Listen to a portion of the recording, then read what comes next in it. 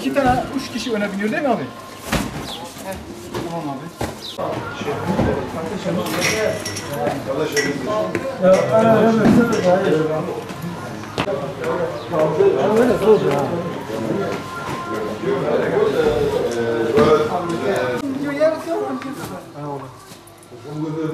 Zeytine bağlayın abi.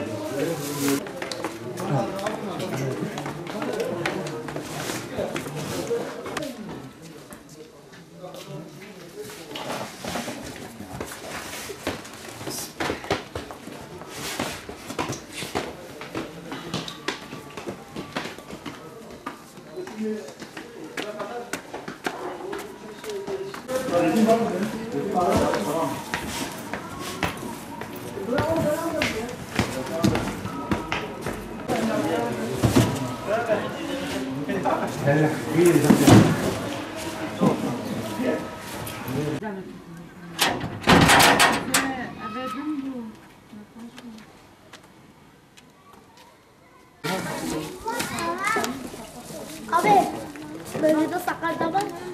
Ki can bir evine de ve de yiyor. Tadi apa ni lah? Beliau itu. Arşın beni aradı. Dia mana? Dia aku ya bapak. Başını inşallah. Ha önümüzdeki bağıracağız.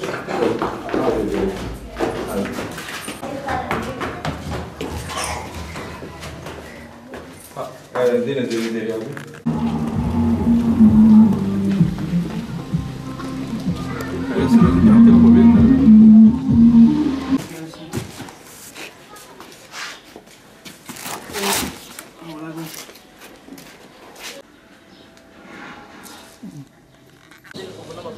Umutlar olarak Ramazan başlamadan önce biz Ramazan hazırlıklarımızı başladık. Bugün biz mahallelere dağıtımlarımıza başladık.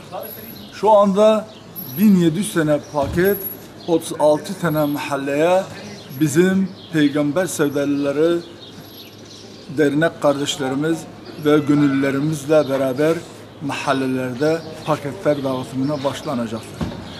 Bizim isteğimiz, biz diyoruz ki daha işin başındayız, Ramazan'ın başındayız. Bundan sonra da biz hayırsever kardeşlerimizden, ağabeylerimizden lütfen bu muhtaç, fakir, yetim, mülteci durumunda insanlara yardımlarımızı ulaştıralım, yardımlarda bulunalım. Çünkü senede bir ay geliyor. Bunun mükafatı Allah'ın yanında çok büyük. Velev ki Peygamber Aleyhisselatü Vesselam'ın bir hadisi var. Diyor ki bir yarım kurmayla da olsa kendinizi cehennem ateşinizden koruyun. Onun için emeği geçen herkese, şu anda hayırseverler, yardımda bulunan herkese, dernekler, vatandaş, vakıf, hayırseverler hepsinden Allah razı olsun. Bundan sonra da biz yardımlarını bekliyoruz. Bu Ramazan ayında birkaç fakiri sevindirelim.